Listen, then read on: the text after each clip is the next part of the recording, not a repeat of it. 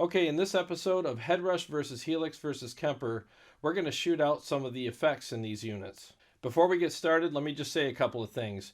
I didn't do all of the effects in the units because obviously that would take an hour or two, and I don't think you want to sit through an hour or two of different effects in these units. So what I did is I just picked the most commonly used ones and put them side by side so that you can hear the difference in quality and in variety that they have. You'll also notice that I showed you a lot of variety in some of the units regarding the effects over others. The reason why I did that is because the variety in some units was just greater than it was in other units. And I wanted to make sure that I showed you not only the quality of the effects, but also the variety that each unit has to offer in those categories. Without further ado, let's get started on hearing what these units all have to offer regarding effects and variety and quality of those effects.